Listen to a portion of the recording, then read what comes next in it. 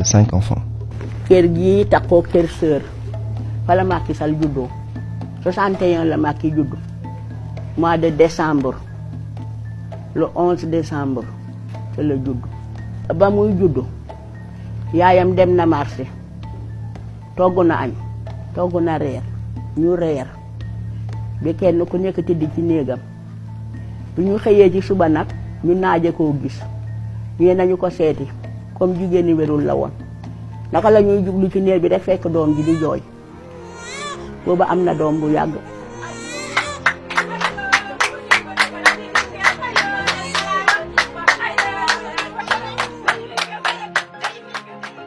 Macky sage-femme tiimu ko mbindeef tiimu ko yaayam moo wasinal boppam normalement ak sutura li ma remarqué ci Macky xamoon ne dina nekk dara mooy fekk na fi benn nijaayu borom kër gi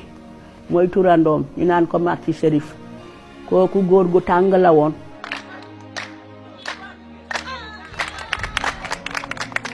gan gu màgg moo fi ñëwoon seet suñu waaye gan gu màgg it gane si na àdduna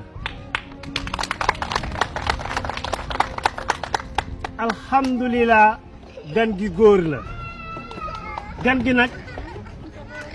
Macky mii laa ko tuddee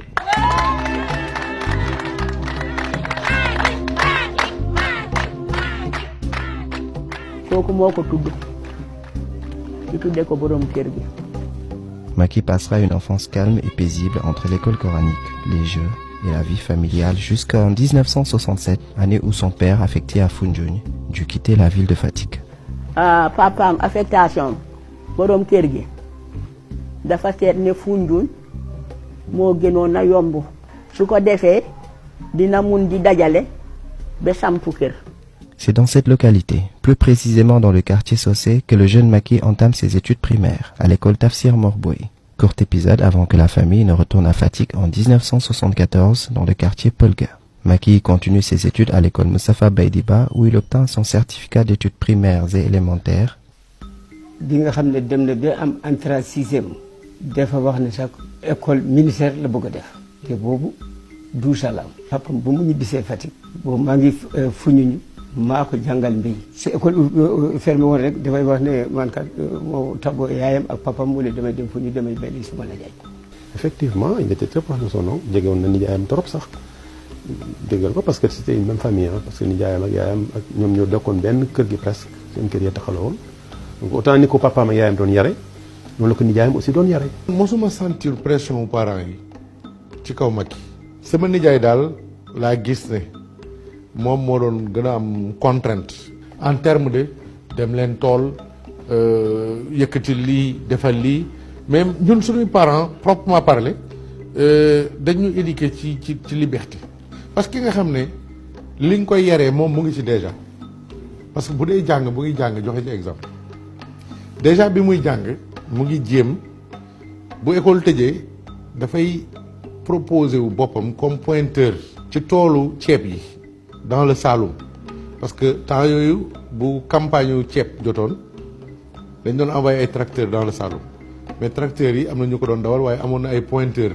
parce que tracteurs yi ñu doon loué la moom déjà hivernage da doon dem nekk fa pointeur bu nawet bi jeexee ak ubbite école am yëpp ak même suma bos moo ko doon financé. waaye xam nga am nga doom boo xam ne mu ngi jàng déggoo ko ci ay histoire déggoo ko ci lu bon dafay raar sax ay occasion yoo xam da ngay am pour def ko pression donc daf ñu éduquer par exemple. Macky di jàng ba njàngam paase Fatick ñu war a dem Kaolack. Ainsi commença une longue série de réussites scolaires pour Macky qui décroche son BFM au collège de Fatick, puis 3 années plus tard, son baccalauréat en série C au lycée Gaston Berger. On avait tout sacrifié, les loisirs, les plaisirs pour njàng mi pratiquement année bi yëpp dañ daan jàng muy samedi muy dimanche muy ngoon muy guddi muy bëccëg amuñu woon daal beneen truc de sorte que pratiquement bi ñu def bac ñëpp am bac. Connu pour son pacifisme, son sens élevé du travail et sa bonne éducation, il n'en demeure pas moins que le jeune adolescent présentait déjà, à cette époque, des signes de leadership et un engagement certain pour la vie associative, sportive et surtout politique. Tout ce qui est encadrement, organiser nit ñi, boole leen, dajale leen,